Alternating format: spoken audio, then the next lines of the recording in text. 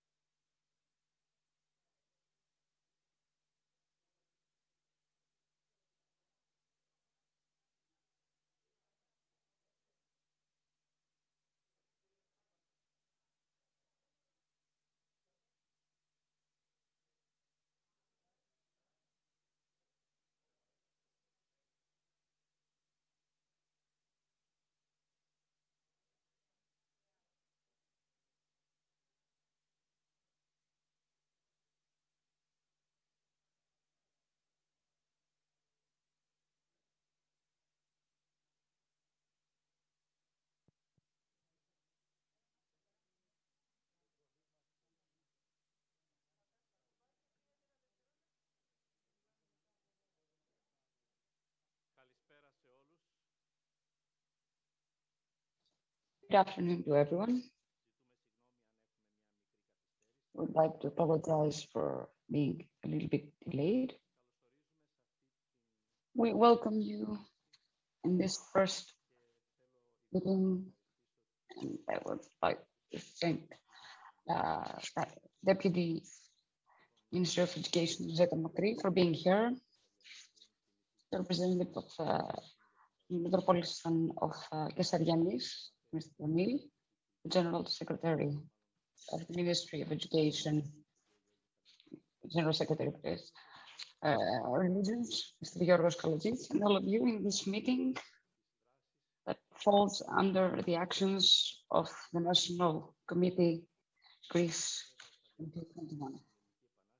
Beginning with the event of celebrating 200 years after the Greek Revolution, Mrs. Anthropology has organized a forum to the issue of Greece in 2014. The aim of this forum is to present in a white paper, as it's called, the views and suggestions of institutional special groups and several personalities and intellectuals for the possibilities and permutations of Greece in the following decades, taking into consideration the characteristics of our country, as well as how the global and European landscape is formed. It is within the wider frame of seeing the future. Under these circumstances, and being a member of this committee, we suggested this topic, Orthodoxy and the other in Greece in 2040.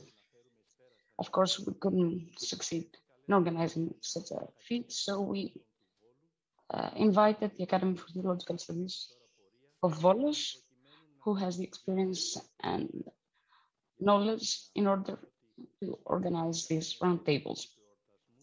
We should say that the anniversary of the 100 years, Greece is also challenged by various issues. Greeks have developed a civilization that created values for the broader humanity, and the area of Greece was a pathway for creative exchange of ideas between Asia and the West.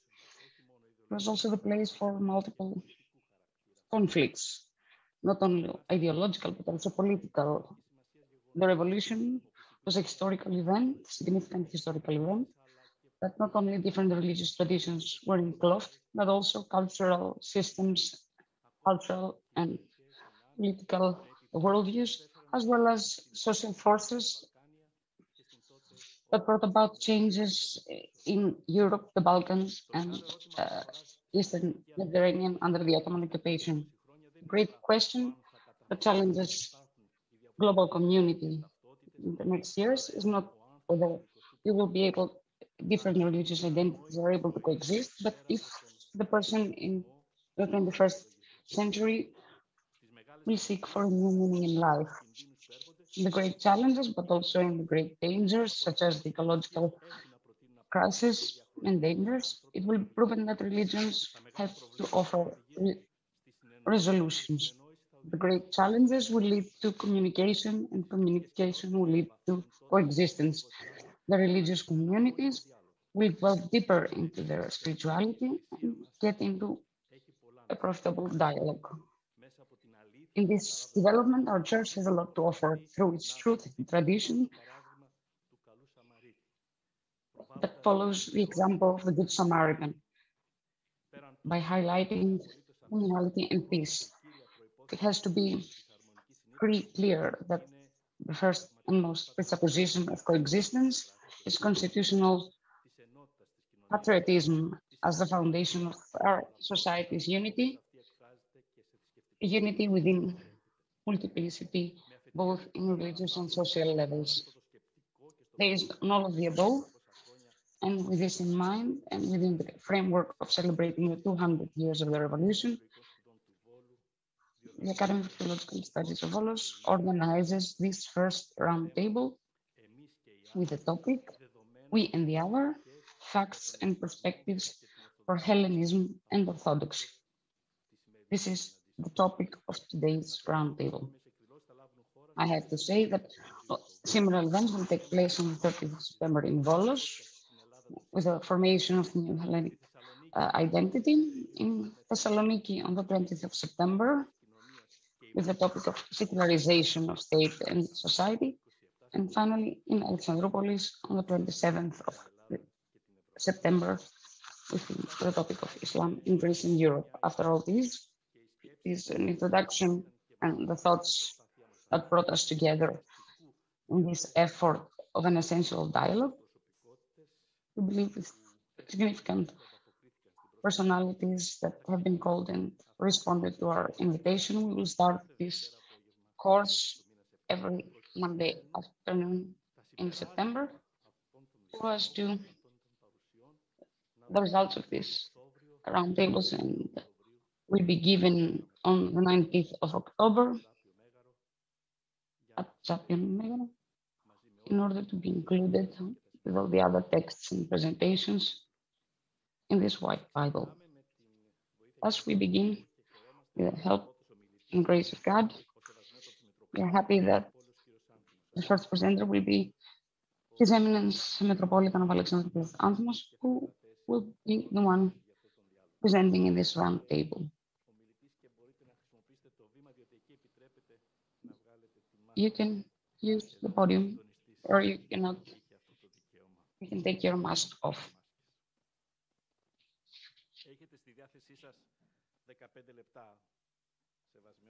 You have 15 minutes, Your Eminence.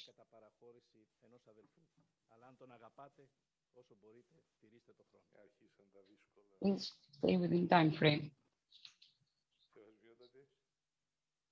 Your Eminence, Minister, General Secretary, Fathers, Professors,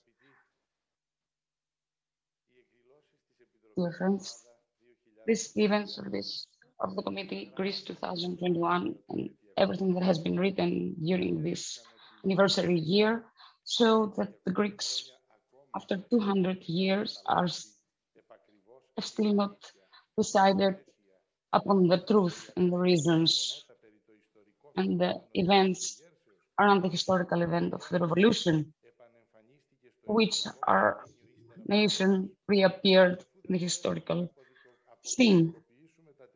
Since we were not able to codify whatever happened, you understand how dangerous it is to talk about what we think what might happen in the near future.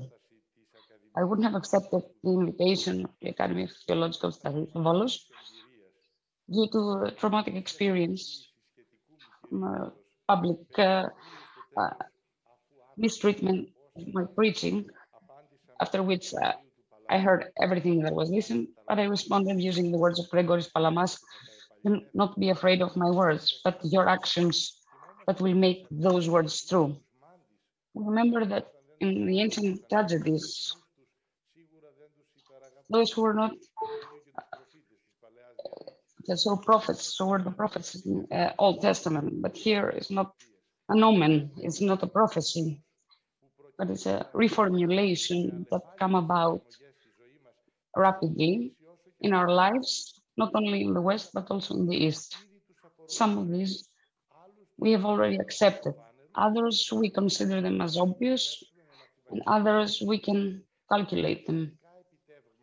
Many spiritual successes for which in elderly times people sacrificed in order to stand up and improve social structures have already begun to be reaffirmed and redefined. Some other values, even if they have not yet been redundant, they feel themselves not useful in our world, that seems to overcome them, since in the public sphere they were defined in the private sphere. These challenges are considered in various ways. And of course, the Volos Academy for Theological Studies decided to dive into these reformulations in 4 round tables. And we call these meetings round tables because Round tables have no edges, but the sharpness of the edges, be sure that we will not avoid them. And of course, we're thankful that we won't avoid them, since what is called orthodoxy should never become an ideology, but it has to remain church that moves further its divine origin, is an ontological institution in which a person should freely participate in the communion of persons, so as these communions to be lifted higher and be transformed in churches, either consciously or unconsciously. In the old days, there were some technical separations that created an extreme diversity in Eastern and Western countries, in the two worlds that these suppositions, fantasies, and intentions and constructed images of the other were prominent. So, on the other hand, we had the fundamentalism, and on the other hand, we had Westernism. In this anti-ecumenism status, the Orthodox Church was not participating, but now the East is everywhere, as it is everywhere, as the West is found everywhere. So Orthodoxy today cannot stay silent, should take a stance. Not only Christianophobia and Islamophobia are the offsprings of the blindness in East and West. Orthodoxy that today has one foot in the East, in the other, in the West, will be able to highlight its role. And its role is to become the role where the East and the West will meet and work together wherever they may happen to meet. And to be honest, what we are interested more is how this meeting will be successful in the Balkans, in the Mediterranean, and the Middle East, smoothly and faster. As a nation, as a state, and as a society, it's undoubtedly that faster or slower, we will participate in this brand new world that, as it seems, will be multipolar, multi-central, and absolutely digital. The tendency that has prevailed of deglobalization and the return to the nation states is certain that will reformulate the structures of our society and will establish a new globalization, digital globalization. Our society already focuses seriously on issues as AI, intelligent algorithms, biotechnology, and genetics. All these aim to help people. But the notion of a hyperhumanism that is bringing humans on a higher level has already registered. The bodily upgrade, emotional upgrade, many are able to live it, intellectual upgrade experienced by many, and finally the ethical upgrade. 3 out of 4 are already being experienced. The new religion of facts is already a reality way before 2040 and will be possible by then people to be hacked and algorithms learn about us before we are able to learn about ourselves. Justly, some people question the ambition of Homo sapiens to become Homo Deus. To what extent will become reality? Digital technology and overconsumption of facts and data will move against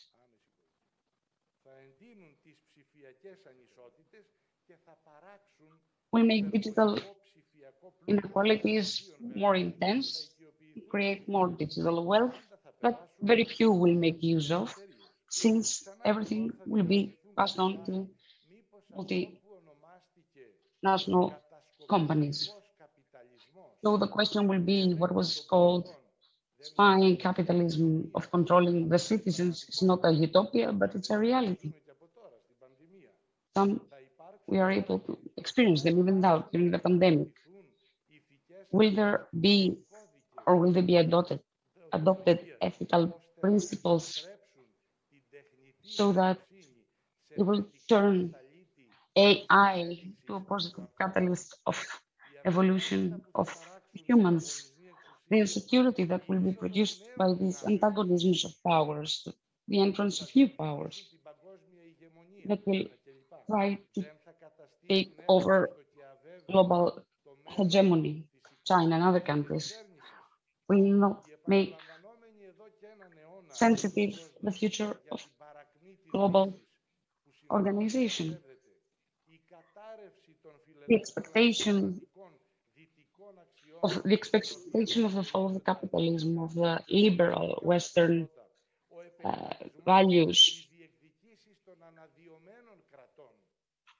the quests of the emerging countries and their fundamentalists.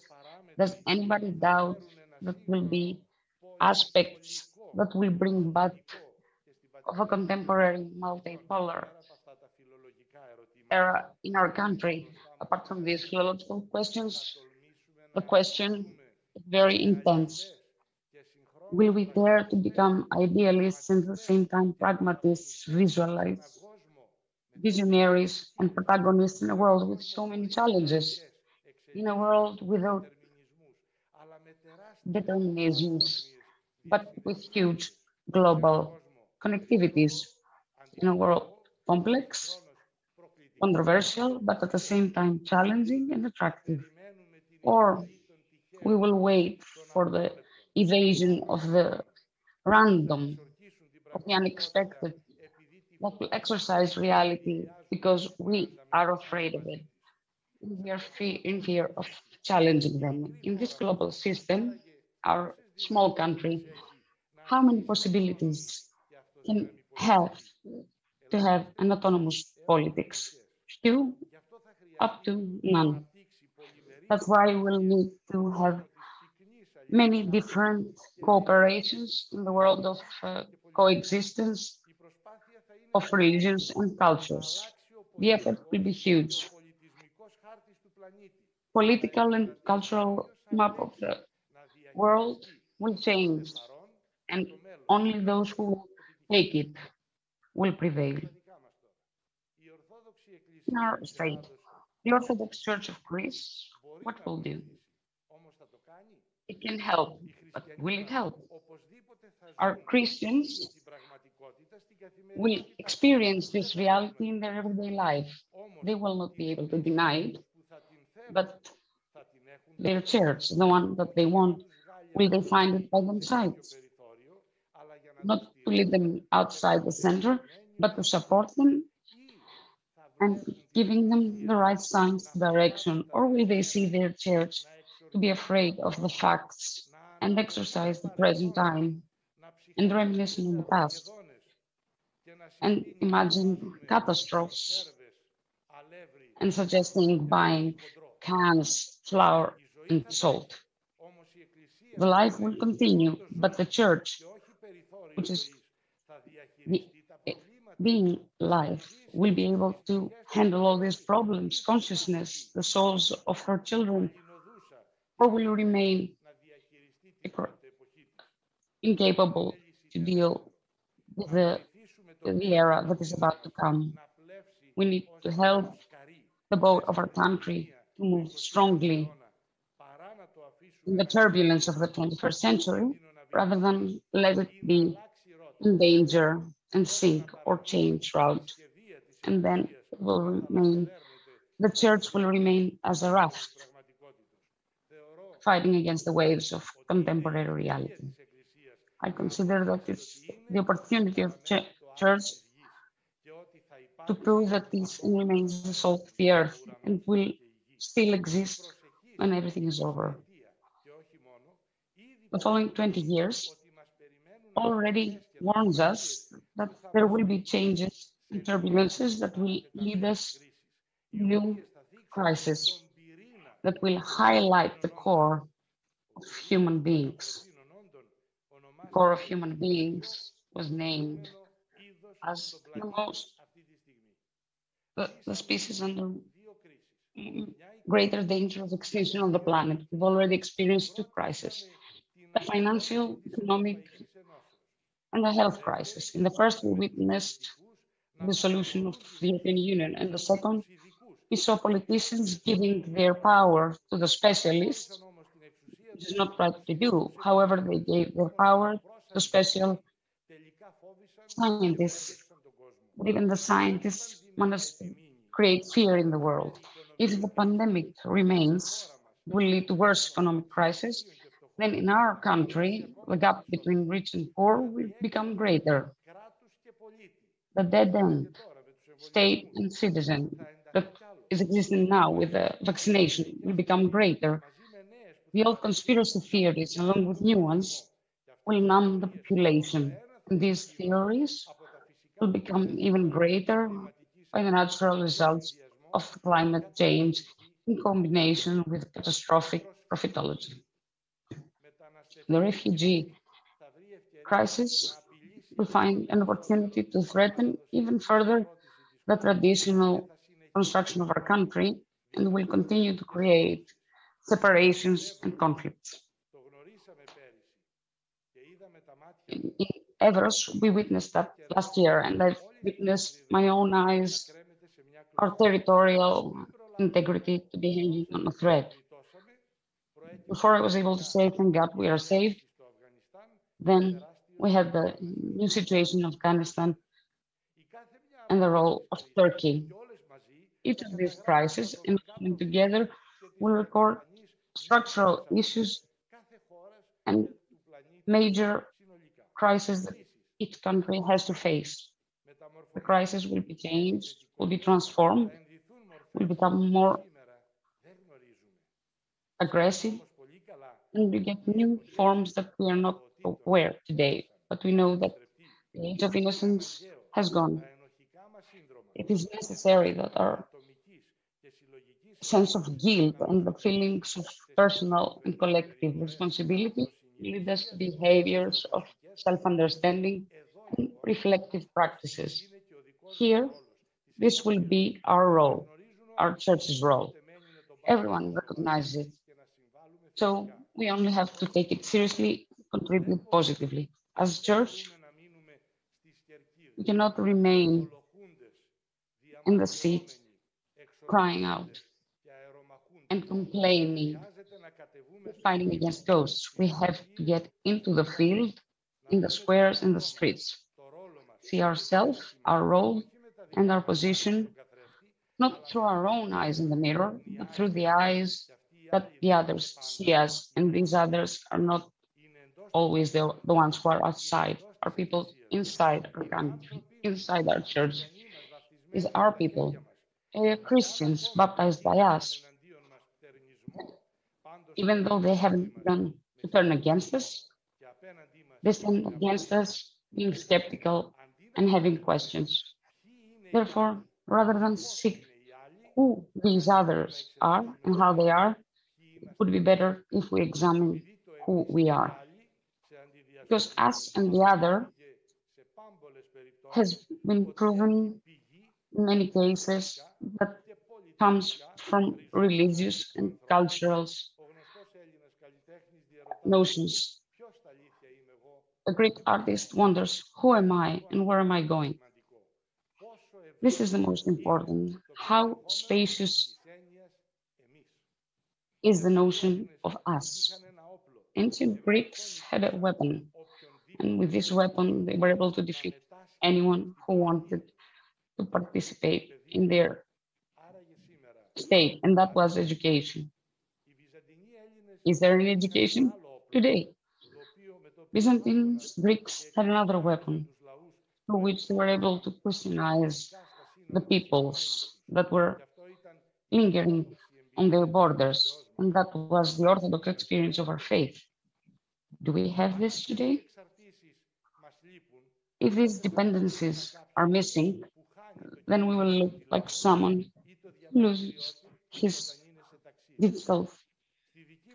cell phone or his passport when he's on the road. In this postmodern reality, who is not able to see that? This phenomenon, unfortunately, becomes stronger.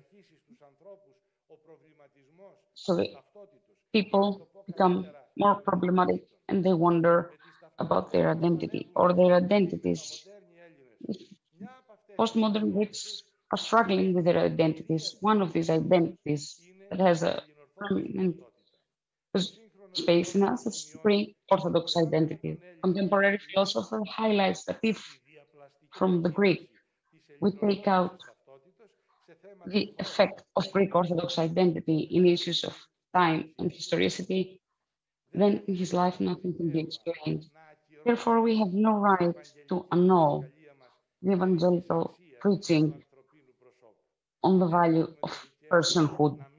We have no right to remain outside the public sphere because only there we will be able to connect the eschatological with the historical.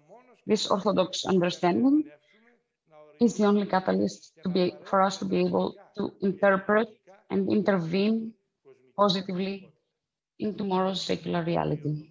Today, only Orthodoxy has this steady, diachronic,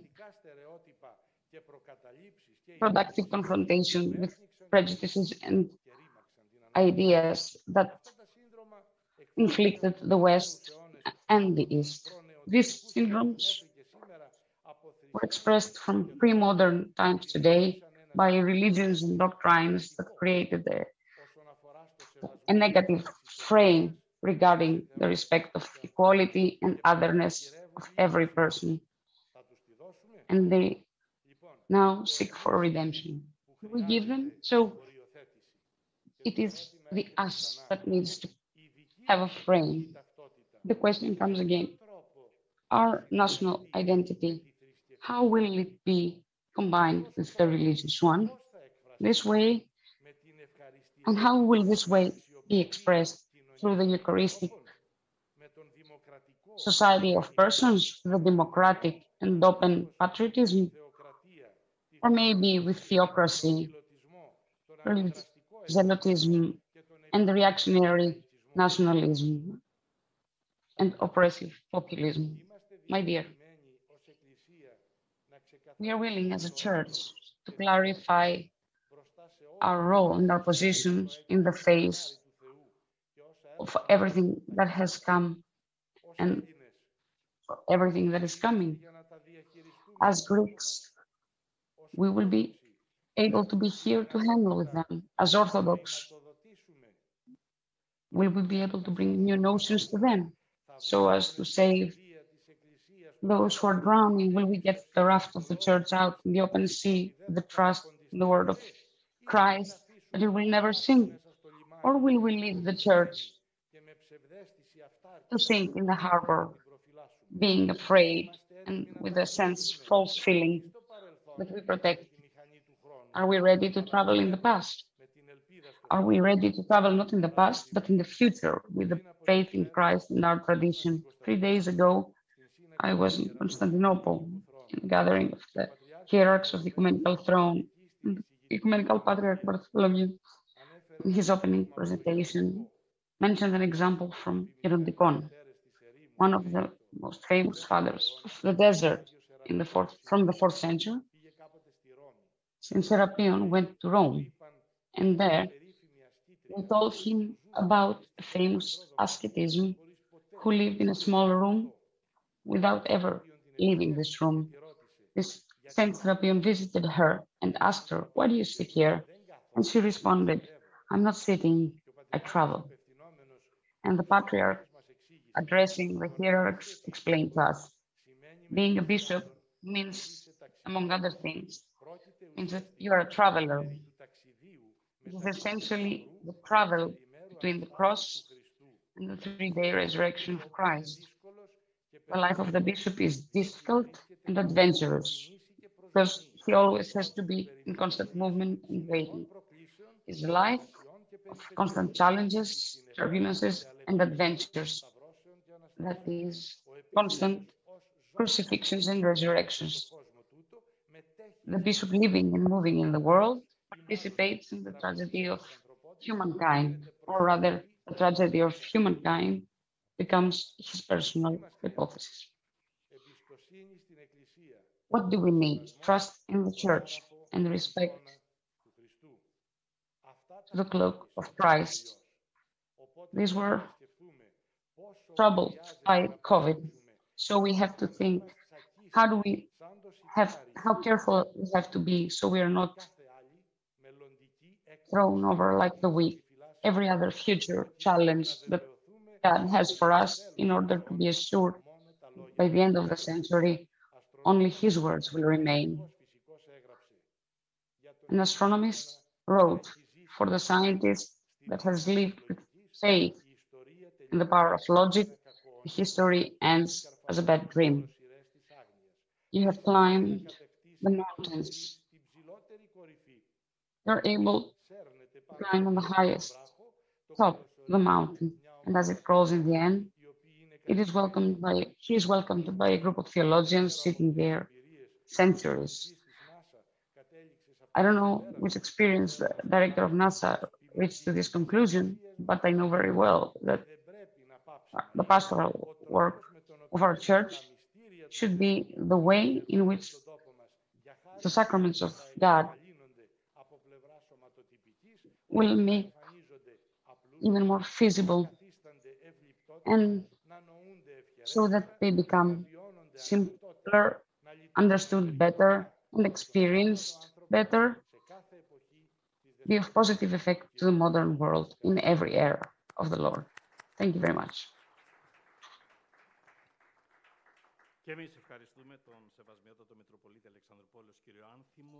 Your Eminence, Metropolitan of Alexandroupolis Anthimos, he introduced us to the topic with truth. He posed several questions, and he gave us, with his personal way, having the experience of phrase. Thank you, Your Eminence. The challenges remain, and I hope that we have a fruitful dialogue. I remind everyone that we are in a process of discussion of Greek Orthodoxy and the other in Greece in 2040. Today's topic has a title, Facts and Perspectives for Hellenism and Orthodoxy, and the second presenter is Professor Emeritus of the University of Sorbonne, permanent representative of Greece at OECD, Mr. Prevelakis. We thank him for accepting our invitation. I'm sure that we have an intense presentation and an effort to approach the topic of Greek and Orthodoxy. Thank you, Your Eminence, others, Mr. General Secretary. I'm very happy to be here with you in this meeting, in this rich meeting. It's not very easy to speak after His Eminence of Alexandroupolis. Someone feels very little after this panoramic and deep analysis. And I would just like following his tracks. He showed us in front of what great challenges we are. Of course, next to these challenges, opportunities may also exist. And he told us that in order to deal with all this, priority should be not to see outwards, but see inwards, who we are. And this is a question that troubles me for a long time. One of the last books has this title, Who We Are, The Politics of Greek Identity, because I think that this is where we have problems in knowing ourselves. And I tried in that book not only to give some evidence and facts about Greek identity, but also to discuss what means identity. We have learned that identity is something immovable, static. In reality, identity should seem static, because how can you believe and connect with an identity that changes? So that in order for identity to work, should persuade us that is immovable. But identity changes because the identity is the means through which societies adjust to the environment. And since the environment changes, so do societies need to adjust their identities. And if we think a little bit about our experience, our national experience, what was the problem with the term national and what it means and how it's understood, we will see that our identity has changed over and over again, has developed. We only need to mention how our forefathers called themselves Romani. That means the Orthodox of the Ottoman Empire. And then we moved to Hellenes,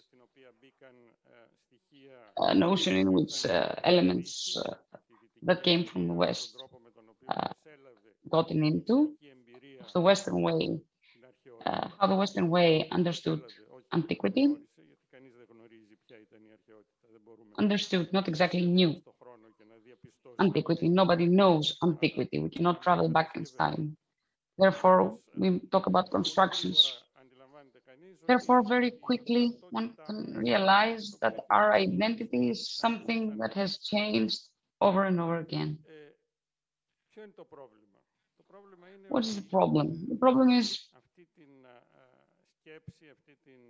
this thought, this problematic of identity, we have kind of left it out. We remain stable. And we have formulated an understanding of the broader world. These generalizations are somehow dangerous, but more or less, what we experience today is something static, eternal, that existed in the past and will still exist in the future. However, what we live today is what was formulated in the past 2 centuries from the creation of the Greek state, according to a prototype, a model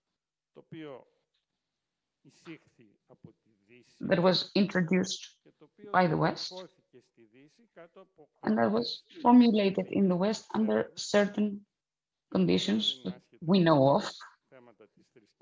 These conditions, of course, are not irrelevant with the issues of religion, because we know that after tremendous religious wars, the West ended up applying the principle, the Westphalian system, in which 3 factors are active. The one factor is state, the other is identity that began as religious identity, Catholics, Protestants, but later on it reformulated and got the character of linguistic. And the third element, also territory.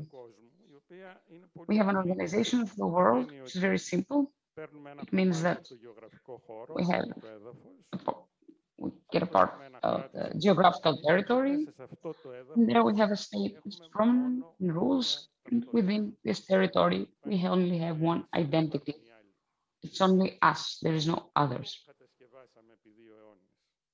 This was constructed for more than 2 centuries, and we have ended up thinking that we have always been like that, but we're not like that. This territory in which we live, this Greek territory,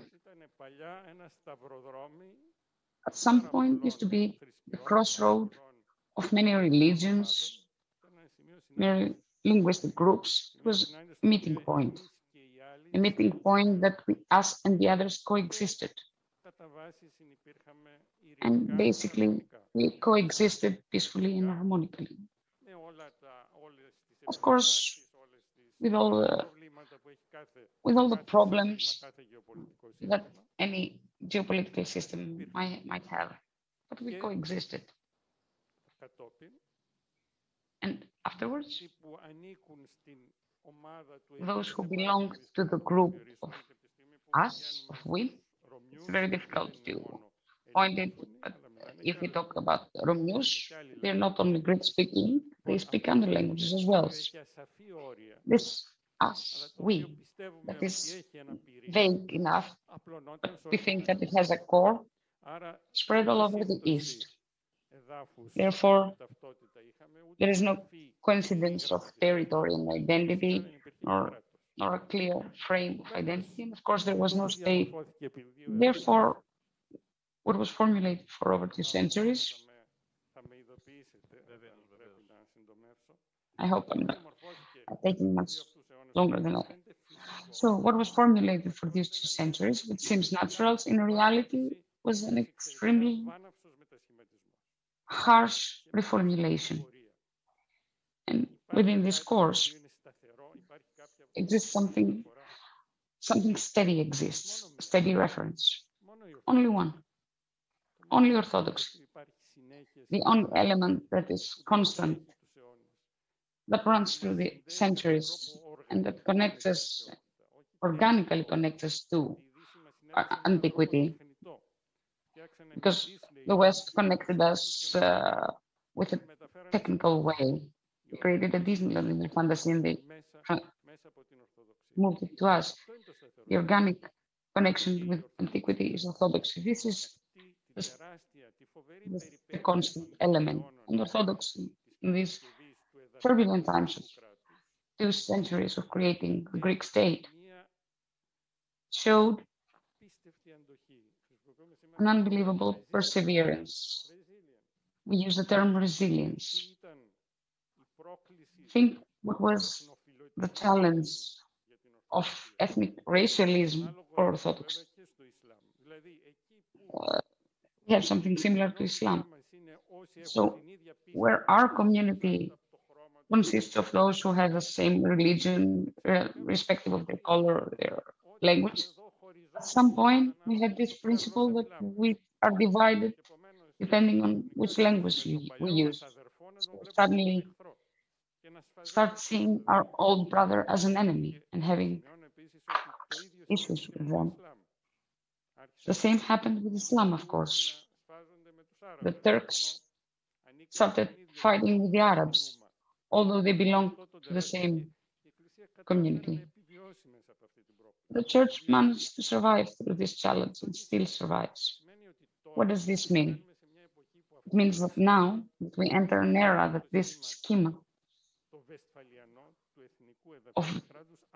of Westphalian system is under dispute and is turned over through globalization and all the developments that was mentioned by His Eminence earlier. And we are in the face of chaos and worry and anxiety. What is our only hope? What remains constant throughout the ages and was able, irrespective of the reformulations, to preserve the core of the truth, which does not lay only in institutions and church, but this core remains in our experience of every family, in every village, in simple people. And all these that we are not able to see, they are invisible. And because they are invisible, they are able to survive, because they cannot be destroyed. Therefore, I think, and I will stop at this point, because it's a long discussion, and I imagine it will be more interesting to discuss about it. But I think that on one hand, we have this idea of awe in the face of this reformulation that overturns these references that we are used to. But at the same time, I think that there's an element of hope, and this element of hope is based exactly on the reviewing of these false references that we have lived by, which is exactly the territorial ethnic state that is the Westphalian system, an external system that was introduced, that was formulated in other conditions for other needs, and came, and had to, because we had no other option, we had to adopt it. Thank you.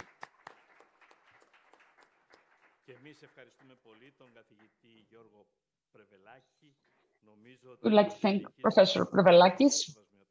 I think that by moving further with the challenge of His Eminence, he gave us certain notions of this, such as the notion of identity, what does it mean, national state, and territorial integrity.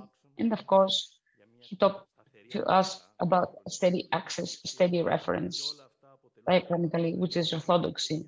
And all these are the facts of what is about to come. And we keep what you said, that in this land, many cultures and religions coexisted. Even if they lived through tensions, they coexisted. Thank you very much. We move on to a presenter, the assistant professor of the University of Thessaly, Mrs. Vassiliki Yakoumaki. We would like to thank her for accepting the invitation. I would like to remind that general topic is Greek Orthodoxy and the others in Greece in 2040, but today's topic is facts and perspectives for Hellenism and Orthodoxy.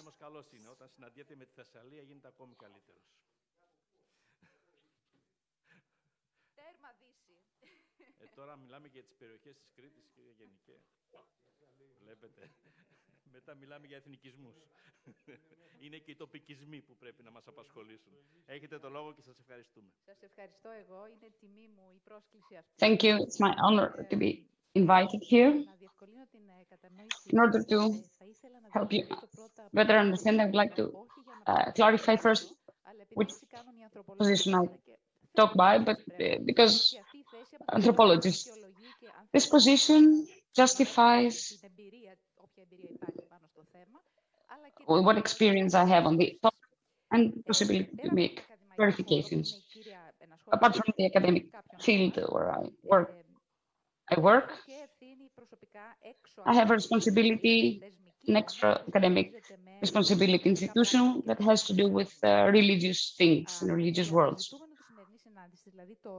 For today's topic, that is the role of Greek Orthodoxy in the face of the other, and the contemporary state, Mediterranean, Balkans, Greece, I draw from a long working experience in the field of organizations, of cultural administration, that is non-governmental organizations.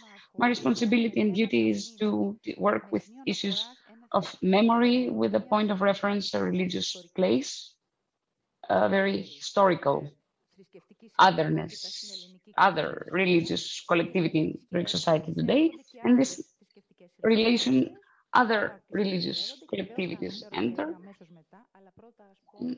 I will mention what they are. But first, let me state my basic idea. Studying the ways through which the institutional Orthodox world chooses to construct a public image for himself in the present, in relations with other religious collectivities, I have to offer in this, contribute in this discussion something that we might all be able to accept, that there is a tendency for extroversion on the side of the church and the institutional church. I have to be kind of careful with the use of the word extroversion. But what social anthropology can highlight is the process of this extroversion, precisely because these routes are very complex. And by analyzing and, in essence, deconstruct these processes, we avoid to idealize extroversion, we avoid jumping into conclusions, but at the same time, we are able to foresee sustainability, future sustainability. from the field experience, one can observe that extroversion that I observe of the Orthodox world, the Church, is performed in a disparate way, and in many cases, not organically. It includes an awkwardness, inattentions. Also, it includes an obvious need for adjustment in new situations, which cannot be constructed systematically, at least not yet. I mean, whatever happens depends on people or groups and collectivities that have a rather modern philosophy on the issue of otherness and coexistence. This can be explained historically and is due to established mentalities and ideologies in the Greek era. Power relations, well known and well studied. I'm not going to talk about this. Therefore, I don't highlight this as diagnostically as a pathology, but as a, I would say the same thing about the Greek state, but as an understanding that can be explained historically. And I also highlight that we have to recognize that Orthodoxy is not a homogeneous world, but it's a very complex one. Even on the side of practice and rhetorics on formal level of institutions. So, but also other worlds are also complex. Good analysis should also see their perspective as well. As anthropologists have what we call the field. Our understanding of things becomes through field observance. So we have always an example from our experiences that we study. This means I speak ethnographically. I draw here from experiences of institutional coexistence in public sphere of protagonists, representatives, entities of buyers of the Orthodox Christian world with the Jewish and the Catholic Christian world on a level of local community in Greece today. It happens that these three worlds coexist in my example. My institutional role is a role of responsibility in managing Jewish memory in Greece on a local level. That means through the protection and function of the synagogue on the island of Crete, which is the last trace of this existence in Crete. I'm not going to highlight the Jewish history and identity, but say that this condition, highlighting the Jewish existence in Greek public sphere, entails visibility, people working together, institutions working together from different fields, priests, Orthodox, Catholic, and Jewish, representatives of hierarchy, faithful, locals, visitors, volunteers, locals, intellectuals, even non-intellectuals, theologians, in education, politicians of various profiles, local administration, and broader institutional entities. This coexistence of all of the above and the three different religious worlds is happening with the physical presence, which means that also the bodies are coming together in institutional memorial ceremonies. For example, for the Jewish genocide, we have celebrations through the restoration of synagogue or naming of a street or a square. This has happened in Greece, but take place within the calendar year of each region or nation state. The last 2 decades is supported and dictated this coexistence for a broader condition, not only in Greece, that is shaped by the politics of identities, multiculturalism, politics of memory, but also from the great refugee flows that made more aware the physical, the bodily coexistence with the other. We go through a historical phase during which the official version of national identity is not monopolized by a version of Greekness that has one legitimate religion, one legitimized religion. Due to the nature of our meeting, I have to be short. I cannot get into analysis, but I have offer an overview of these critical anthropological moments of coexistence. I can only tell you what I've realized.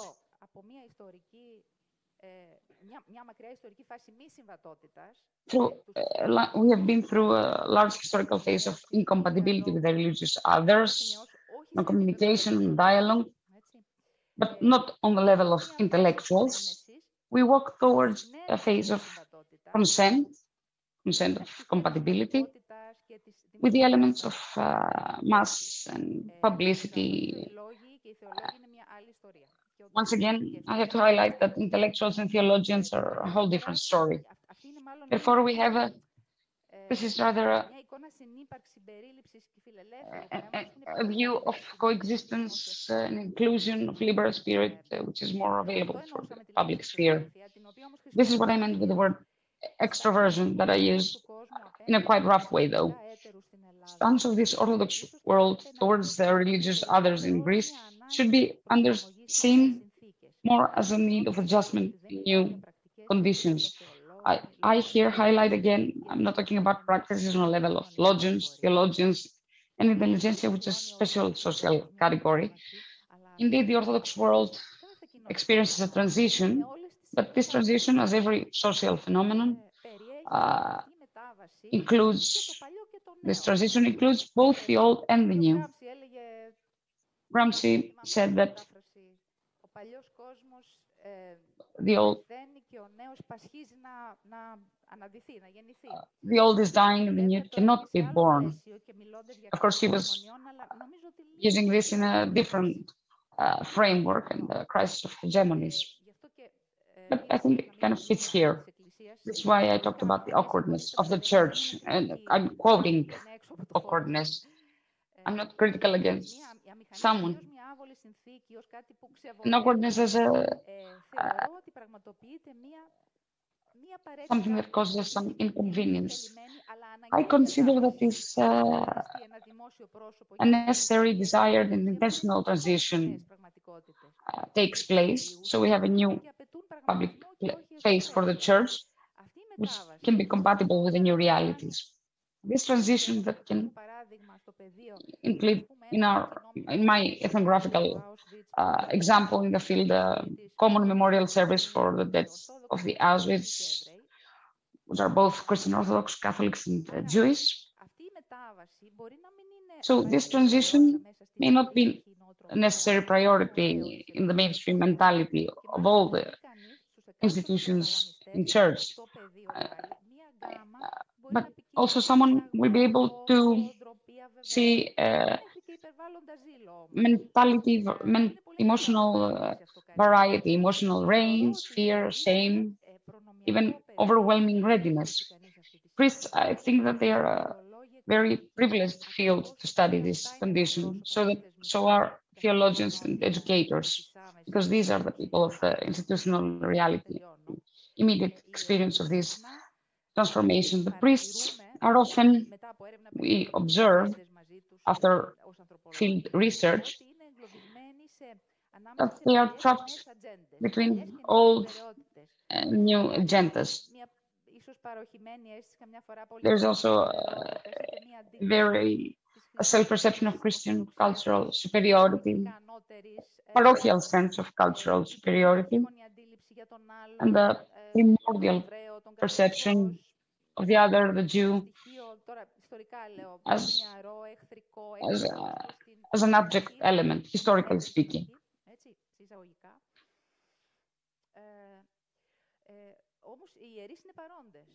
Nevertheless, for the first time, the priests are present too, and it's admirable what one can observe.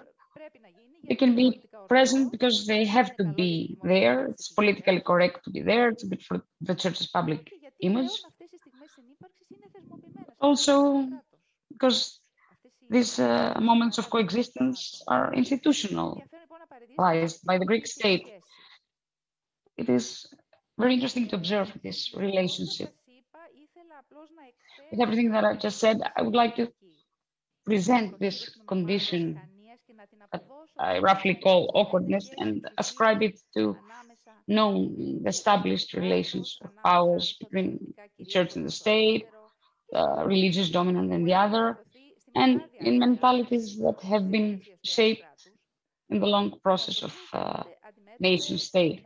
These mentalities are faced with contemporary challenges that shape, determine specific ways of coexisting, especially on a level of institutional practical routine.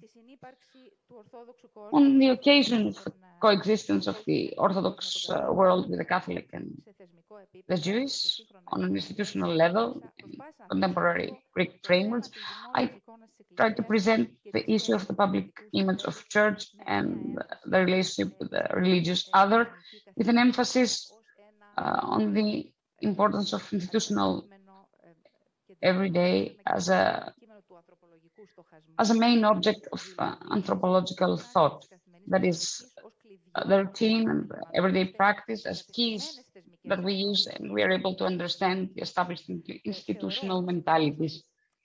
At the same time, I consider that it's not that important who is the contextual religious other. This grid of relationships of religious us and other in Greece has been entrenched in the long historical truth, but it's quite varied because we have different religious other. The important thing is that this realities that includes creative tensions and accept challenges in Greece. Thank you for this meeting and for the privilege, so that we don't just stay in theory, but also draw from reality, so that we can talk about sustainability. Thank you.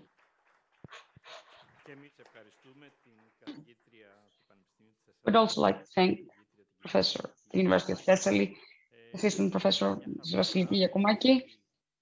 She gave us a mapping of how we approach otherness on a religious level in our country. She can see, she can observe an evolution. This also has to do with the locality and the circumstances, as for example, in Crete and Volos, what coexistence with the Jewish community means, what means working together with institutions, and of course it is important that I will be frank about this. At least the lesson of religious studies should not divide children. We have succeeded in that, but I think that it's a step towards coexistence. And it's up to us that this matures on the level of each priest that should feel responsible for everyone that are around him. And we as bishops have a consciousness that we are not just ministers of the Orthodox, but we have a responsibility for a community that coexists, even though we may have religious differences. And this round table will be concluded with Professor Church History at the Faculty of Theology at the University of Athens, Mr. Dimitrios. Moschos is a member of the board of directors Academy, Volos Academy. We coexist in other efforts as well.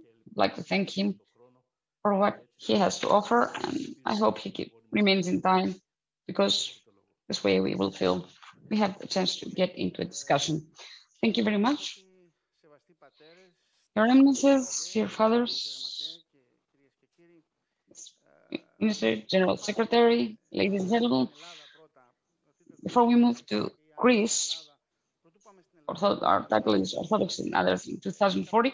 Before we move to Greece, we should see very briefly some things about the rest of the planet, the past and its present, and see what we can gather from there.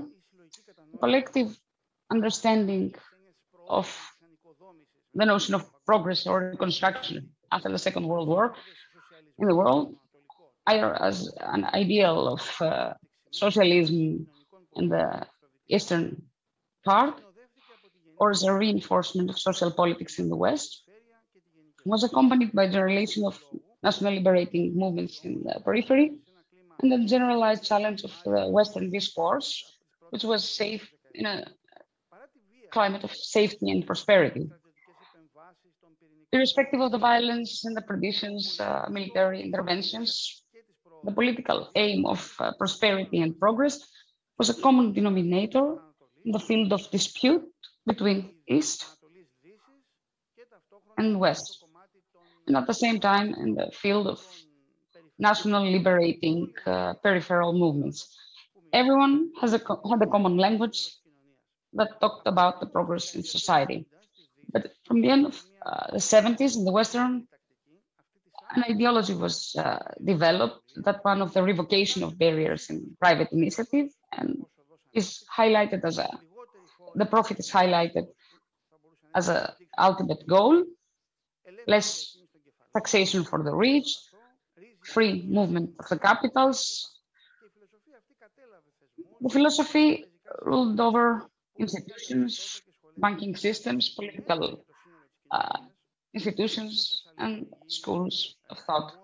The care for the society, the notions of solidarity are steadily, gradually marginalized. This new philosophy that rules over is connected with the fragmentation of the public sphere in closed fantasy communities. But this short-term hegemony of neoliberal discourse contributed significantly in the collapse of what is called the socialist side, the final globalization. Suppose that is a connectedness of everything, planet, village. At the same time, religion as a cultural and political factor emerged as a new opposition that had nothing common with the common universe of capitalism and socialism, that is economic and technological progress. This began, for us to remember this difference, with the revolution in Iran in 1978 and the Islamic utopia that was established there. Continuation of the characteristics of a vicious cycle, greater exclusion of the poor, created an environment to restrict into fantasy communities with elements of what was thought to be forgotten, the elements of religion and national differences, and this mental notion, mental marking as a world of civilization. There, we find ourselves challenged with a worldview paradox. The food for the hegemony of the image of the Western civilization and classic values, personal rights, rule of law, pluralization, is given by the exclusion of it as a society of prosperity. If you're not able to participate as a prosperous society, all these elements are taken away from you.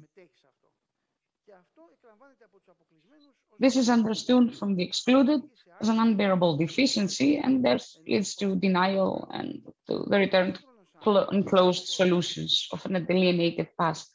Therefore, a contemporary person lives and mimics a modern world, but also breaks it into a competitive communism that creates political and financial fuel to the modern world. In Greece, this oddity surfaced with the so-called Estonian issue in the 90s. The anti-colonial liberal and anti-Western rhetorics, 70s and 80s, was nurtured by the ideals of a return to the roots in theology and art, took a populistic form of nationalism and xenophobia in a Greece that was considered a steady part of European political core. This graduated world in levels of excluded became more evident with the crisis of 2010. Greece became something like Janus. On one perspective, it's a European power, but financially, economically, is a colony.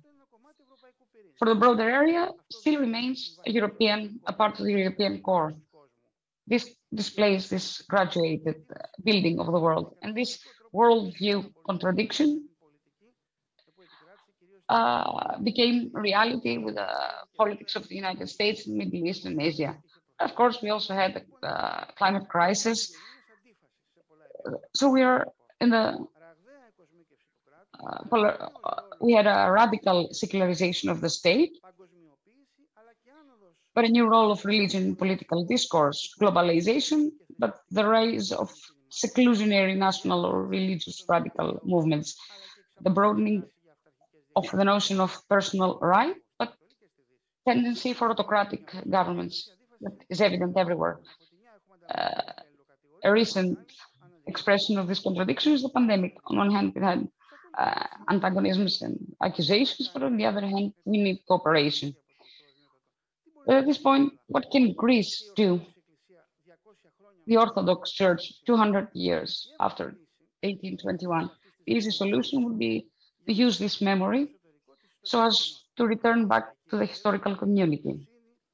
Folk piety, Greekness, Orthodox culture, fathers in their thought, monasticism. These are key elements or slogans that include this effort to return to the inner part in the past, far away from external dangers and the dangerous others, no matter how they are defined geopolitically, religiously, culturally.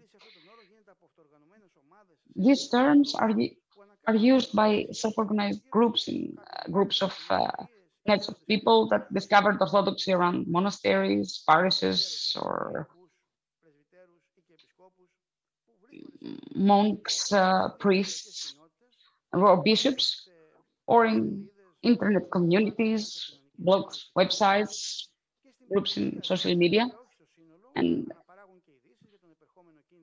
in the majority, but not in totality, they reproduce the danger of Islamization. They attack every other different approach to the rest of Christianity. They attack the uncontrollable overbearing entitlement of the West, new order of things, globalization, the alienation of education. In some cases, they use with national issues. They also attack to the opposition within the walls with a so-called progressive theology of love, because they think that they move forward the compliance of the Orthodox faith, notions of secular global notions that show tolerance and provide cover to this new world order that is the evil. But characterizing this tendency as national or conservative obscures the issue. In reality, is the use of national memory in Orthodox theological discourse for the creation of a seclusionary identity. This would be the easy way, the easy solution. But there's also a difficult solution. The revolution of 1821 was a historical event that different religious traditions became in conflict, but different cultural and political and ideological worldviews. As it was described by Mr. Prevelakis, it was a very difficult process of alienation. But what was the force for this process and led to this formation that did not exist? It's a force with the characteristics of realization of an inner worldly eschaton, a utopia that was managed to co-rise partial social forces, ideological and religious trends, used elements of the past in a dynamic vision under the broad notion of freedom. The Enlighters interpreted this as a political notion, traditionalists as a fulfillment of prophecies, that we have the eschatological symbol of the cross. In Thurios, we see Rigas Phereos, a representative of Greek Enlightenment, and writing that the cross should shine on land and the sea. Today, the contribution of Orthodox theological discourse in Greece and the planet of the future is this utopian directive that contributed to the creation of the Greek state. Freedom through sacrifice. Free the freed besieged, as the poet says, because the advantage of utopia is that it composes the opposites. It can see the future, and therefore it can point towards this breaking of this vicious cycle. Have two negatives that feed each other. However, the disadvantage is that any utopia has great difficulty in including the other, because utopias do not know what to do with the other. And this is characteristic of the Greek society. Who is this other?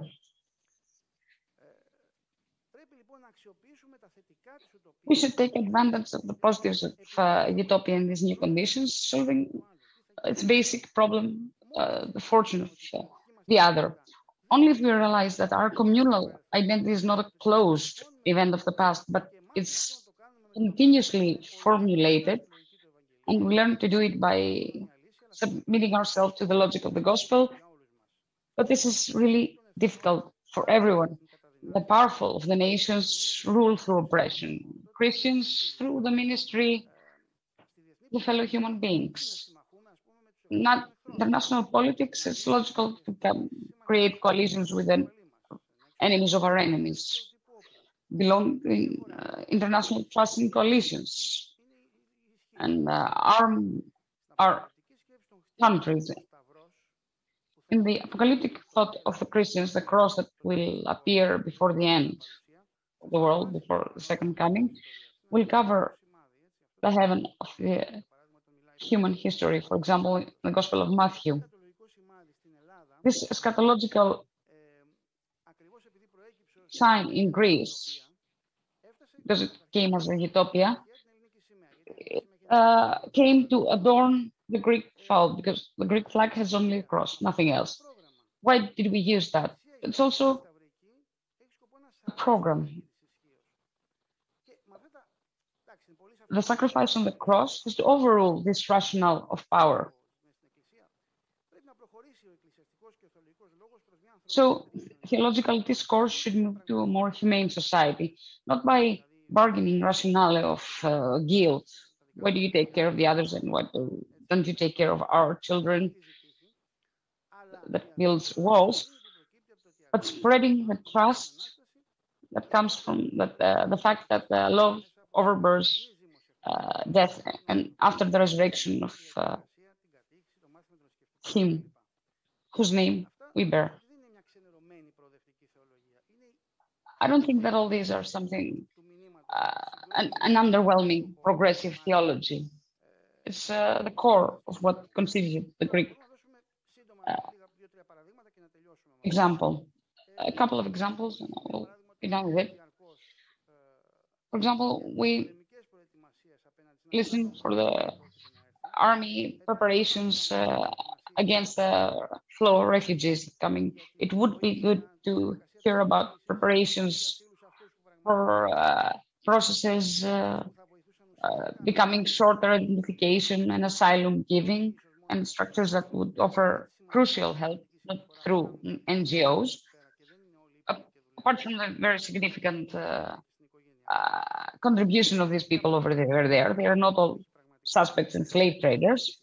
For real help towards those who have need and essential support to the countries of origin, a fact that would, of course, take out funds and prosperity from our country, but also a formulation of our identity so that it includes the spiritual world of the other.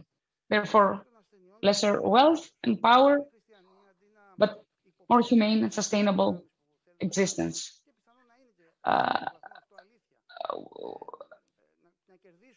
Maybe Christians are suspicious towards the dark forces, so they could press for more democratic control, how this new technology is created, and try to ask for a revocation of patents for vaccination, and not just work for just for a small part of those who are demonized, but start working for the many with a practical, democratic, and socially aware way. The offering of the cross is also evident in memory.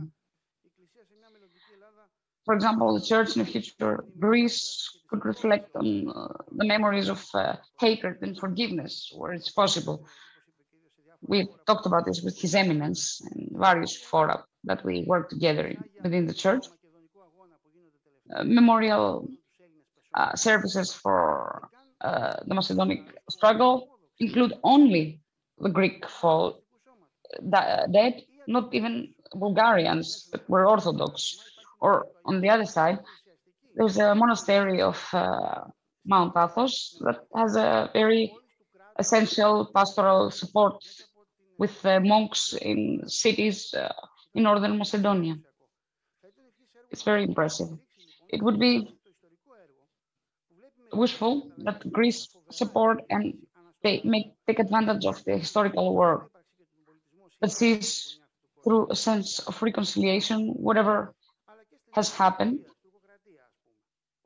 whatever positive have come from the coexistence, for example, in the Byzantium, but also during defeat and slavery during the Turkish occupation, not only in Greek-speaking world, but in the broader world. Finally, the offering of the cross is also in the education of new people, the new catechetic work in the parish, also in the lesson of religious studies in the public school that should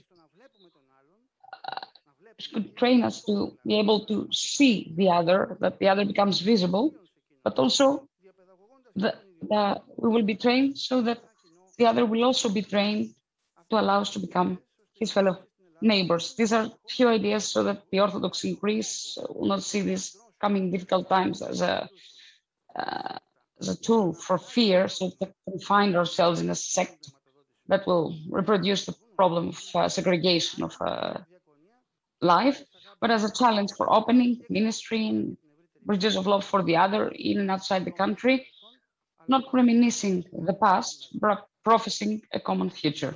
Thank you very much. Ευχαριστούμε πολύ τον καθηγητή της Θεολογικής Σχολής του Πανεπιστημίου των Αθηνών, τον κύριο Δημήτριο Μόσχο. We would like to thank Professor Dimitrios Moschos. He spoke truly, and he offered suggestions. Of course, now the presentations of the roundtable has concluded. I will now moderate the discussion. Whoever wishes to ask, questions will be made here and the response will take place in the end.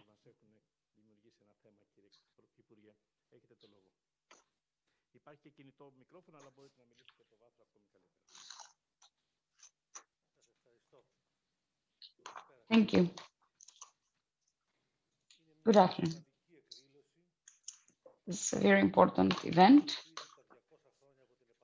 that deals with the topic of the 200 years of the revolution, not looking backwards but forwards, because the discussion should not have the character of a justification of the past, but a possible communication about the future.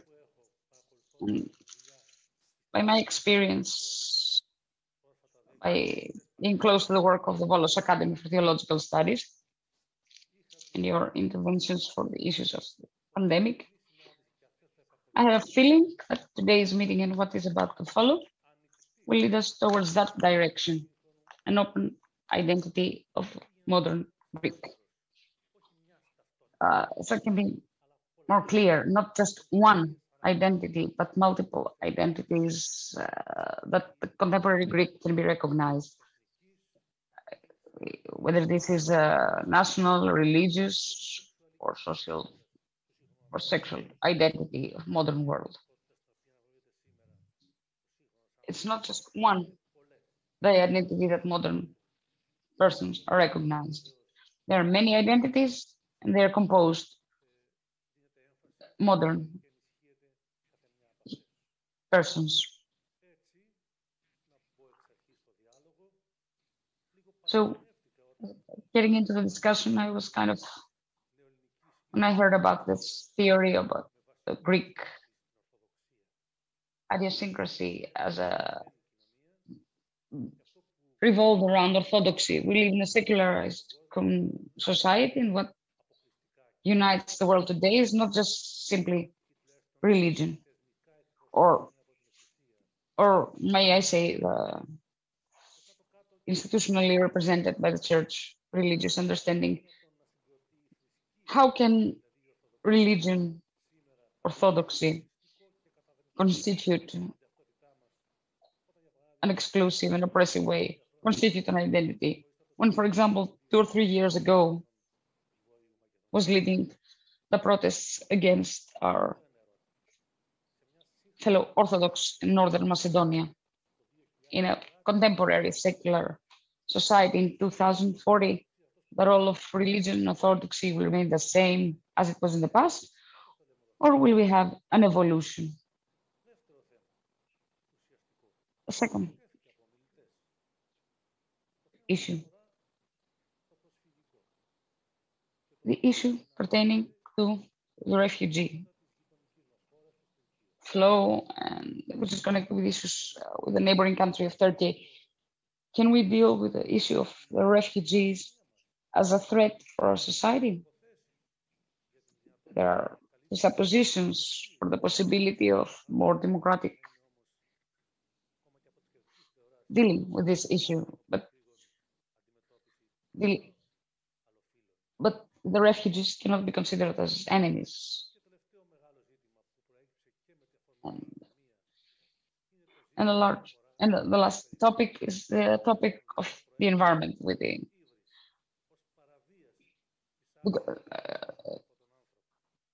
being based on the pandemic that was the result.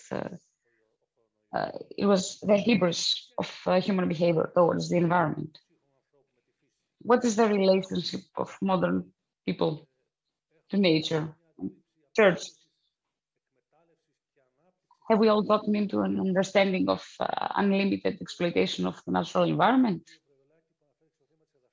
I heard Mr. Prevelakis, who mentioned the issue of territory, and I thought of Latour, who talked about territory, but also for the need of development, bringing a halt to the development in the modern world. And I conclude. In my conscience, my personal understanding, the notion of religious identity is necessary for modern people, responds to existential challenges, but not just that, and not if this identity is identified with the state religion, because state religion does not answer to challenges and worries, but just simply empowers. This is why we try to have Orthodox tradition and religion presented in the school, not as a state religion, but as an open educational effort of students in order to discover the other on the base of Orthodox tradition in general. Thank you again for giving me the possibility.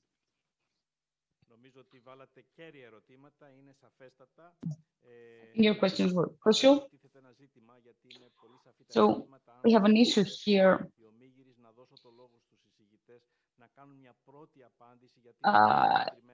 If participants here will allow me to give presenters respond to these questions, so that we will not hear these questions again.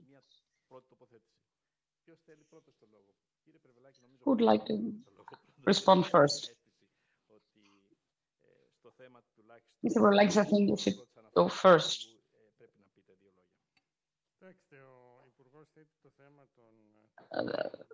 Minister talked about the issue of identity, which is huge.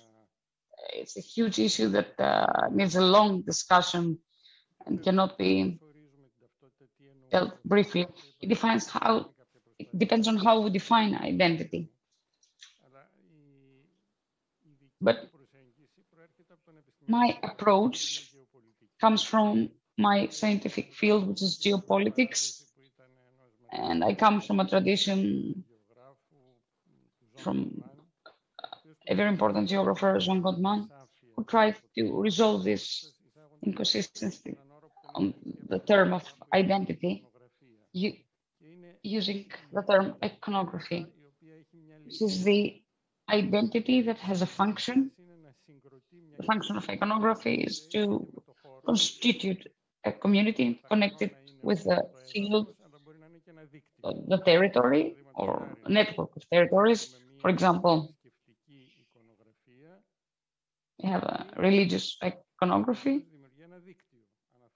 This iconography creates a network. I mentioned Uma earlier. The same applies for the Christians in pre-modern era. This means that we create a community, the elements of which can be found spread around the world, but it still constitutes a community. It is a political subject, or we may have an iconography, national iconography, that is connected with the territory. And wants each member of this community to remain within a perimeter. Everyone be inside the perimeter, not outside. Therefore, with this, I think that we define at least a part of this notion, the field of notion, so we can talk about that, because other than that, identity is also the personal identity. Is a notion so broad that in the end does not help us move the discussion further. But in public discussions, it's very difficult to construe a structured schema on which this discussion can take place. It's a discussion that is connected to academic seminary. It's a difficulty on how to create a broader communication by trying to be more precise with the notions each one uses. The issue of self-identity, is there a continuation that we can call as Greek, Hellenic, a racial continuation? There's no point in talking about this. And if one wants to be very precise, scientific about this, this issue will disappear. Einstein said that as the more precise we become, the less deep we become.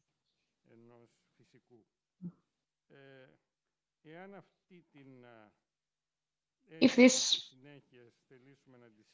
sense of continuation, we wish to confine it and try to prescribe it very specifically, it's over. It will disappear. I don't want to do that. But also, this is a decision, a political and cultural decision. Because in that field, as well as in science, scientific strictness reaches up to a point. And then we also include aspects that we want, because we're not the perfect minds that will find the truth. Therefore, we approach the truth in a subjective way. Therefore, I register in a logic that agrees that there is a continuation, but this continuation is very fluid, with boundaries that are very vague, moving to other cultures and civilizations. For example, are the Arabs Greeks? One could say yes, since Greek civilization has been connection with the Arabic civilization and way of thought. I think that this is an issue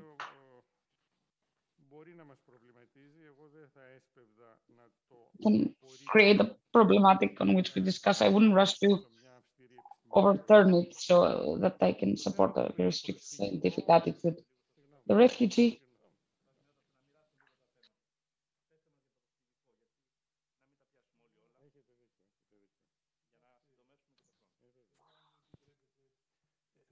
if you allow me, I think that what our minister said were things of the past. I don't think that it's something new when the cathedral in Paris was burned. The state took over to get into the renovation after the suggestion of the Mufti of the Paris, because he said that this building was made to glorify God. This politics of equal distances from every spiritual civilizations that are connected with religion, I think that's I believe that it is a thing of the past, even in Europe. If the people that used to come and still come in Greece, I see them in Evros. If I ask something different, freedom, self-offering, search for a better life, it would be something that we would have to respect. But you see that they put forward their faith. They destroy churches whenever they can. And what connects them is la ilaha illallah. No matter if they come from different countries, and as long as they are in small numbers, then they can remain peaceful and do not ask of things. The moment they become more powerful, is what we see in Europe. In Europe nowadays, they don't keep equal distances. There is this idiosyncrasy of people. Every people in the world have this tradition. So when the state does not help, so as without depriving anyone of anything. Me, myself, in Alexandroupolis, the Muslims consider bishops their protectors, and we are their protectors. I would never allow for a Muslim to live just because he or she is a Muslim. But they will have to respect our country and our faith. We had provocating events back then, and with the Muslim member of the parliament back then, we had common announcements. We don't have a problem with race, but those newcomers are full with the wish to create Islamic forces in the area. So the state needs to have a long-standing spirituality, not just this, because this is connected with the constitution, but so as that the state will not allow for further polarizations in the people. At some point, we have to respect the self-identity of the majority without affecting and without behaving negatively towards any minority or religion or cultural tradition. We will not make people believe, but we will try to help them embrace the spiritual tradition of this world. The way we have to respect their tradition when we visit a Muslim country. When I visit Turkey, for example, I will never ask for alcohol, or when the muftis visit Alexandroupolis, I will never offer them alcohol out of respect for what they are. We need to keep something, otherwise people will become polarized. The fear towards the foreign or the other will be based on the carriage of religion. I fear for Europe. Europe, in the name of Christ, which he never believed, Europe will call on Christianity so as to suppress Islam, because Europe is afraid of Islam. And then we will see religious wars in Europe. Thank God in Greece we don't have such a history, such a background. But if something like that happens in Thrace, the Muslims know that we will protect them. And this happened in the past. An official from the Muslim community was kept safe by the bishop in the bishop's house and kept him safe from the Bulgarians. I mean, there must be a continuing spiritual line in the state, in education, in society, in the national holidays, without depriving anyone of anything. Have a form of homogeneity. We've seen the European example that it was not successful, no matter how hard they try, that they are secular, they are proud of being secular states, they keep equal distances. This was not successful. And something very dangerous lays underneath. The egg of the snake is kept. I think that in Greece, our church does not allow to have such issues. I would like you to understand this. Not because it's something mentioned by the Constitution, the teaching of the church does not allow to hurt the other. The church makes you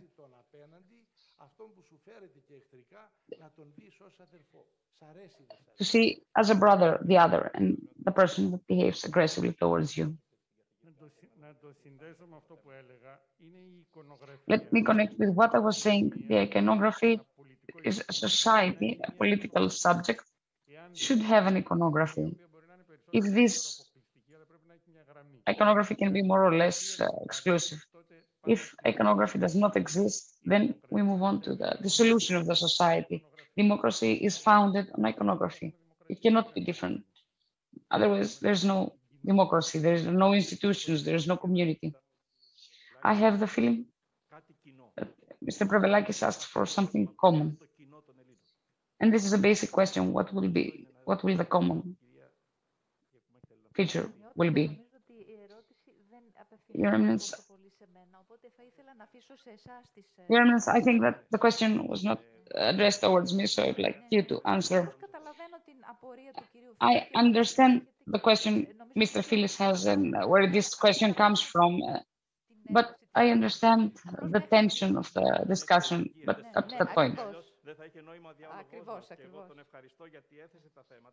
I would like to thank Mr. Phyllis for posing the issues that we are faced with, and we should also have I have the experience for an interview in Veria where the common question was posed to two people, myself and a professor that comes from a non-religious aspect, from secularization in ICT, and we coincided that we look for a model of our own, because in the end, both the Anglo-Saxon and French laicite did not prevent Islamophobia in Europe. This is the question. Can we create in our territory a condition that will allow to what we call as a constitutional major a religion that create these presuppositions so that the other will not be afflicted and will be free to live the way they want by respecting our tradition? A living church that says that the other is an image of God can succeed that. But this church has to be alive and move away from nationalisms and models and say that today we can still find a way in this land. What was Thessaloniki like not many years ago?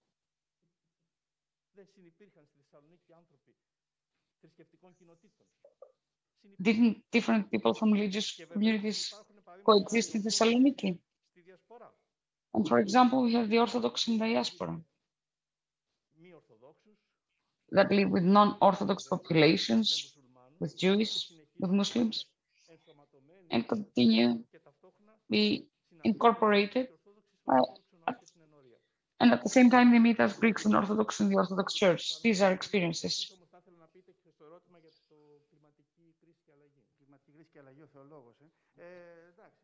For climate crisis, the theologian.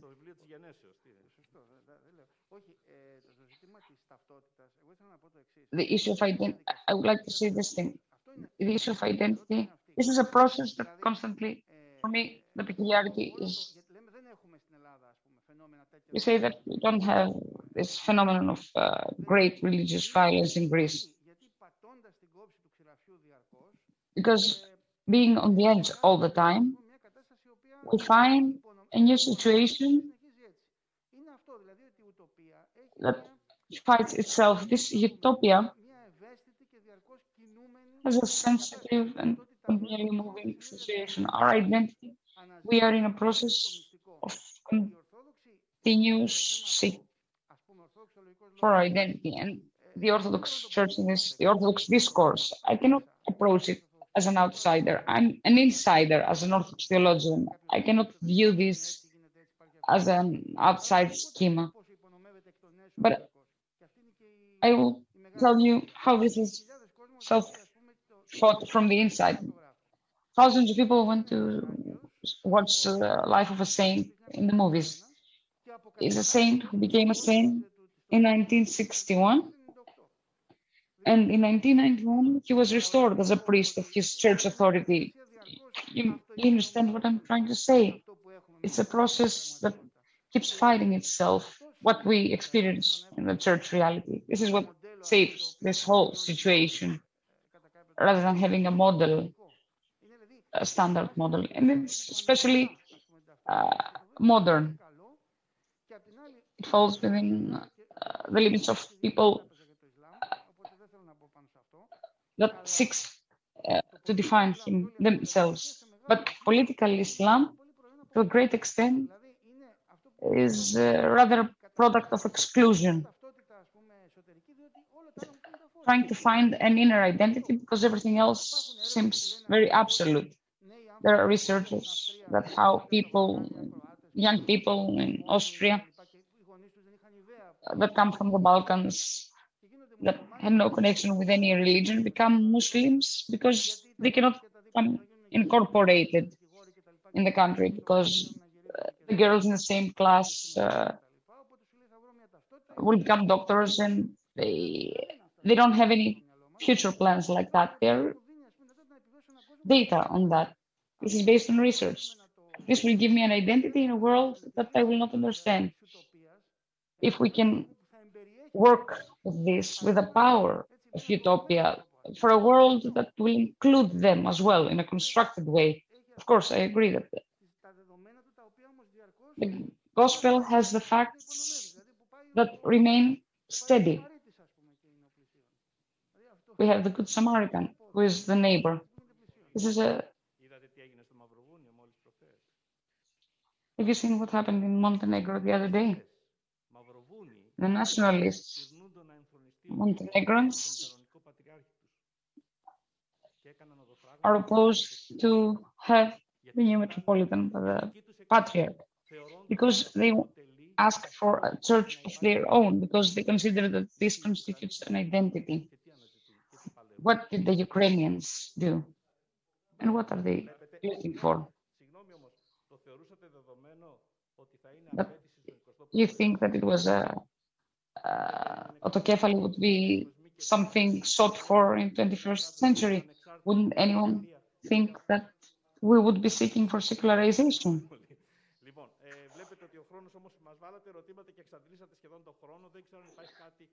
Time has almost, our time has come almost to an end. I wonder whether there are any further questions.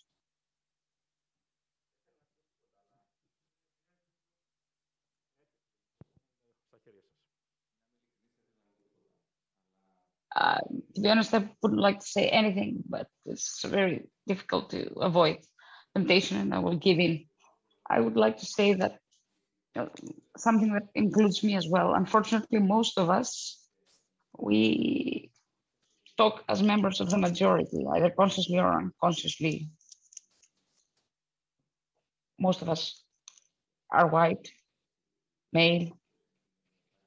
This dimension is also, whether we like it or not, in our society, we have sexist tendencies. Christian Orthodox, either members of the church or with this background, and we speak Greek. As a result, we quite often get into self-reference on how good we are. Unfortunately, we're not that good. There have been many mistakes. When I was working on my PhD, I was working with texts that treated Greek Catholics that they were enemies of the state. And I refer to Greek Catholics because they were never considered as non-Greeks. It was very characteristic that if someone sees the effort that Greek Muslims are doing just to how hard they struggle in order to secure issues in existence. I recently had a discussion with a Muslim that became a Greek citizen, not for the problems of his religious community, but to tell me, just to tell me that as a Greek citizen, he would be able to have the Greek flag on his balcony on the 25th of March. Maybe you may be interested more in these stories, but really, and using my minimal theological knowledge, before we talk about the others, we have to think whether we are able to understand how someone feels when this someone does not have the main characteristics of society. And this should not lead us to jumping into conclusions that someone else, the other, no matter what many of his multiple identities will be, get a position of responsibility. This is the only way to go, move forward towards 2040, become a prosperous community.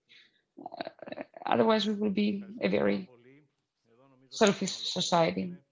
At this point, I think that we should conclude. It's the first cycle in an effort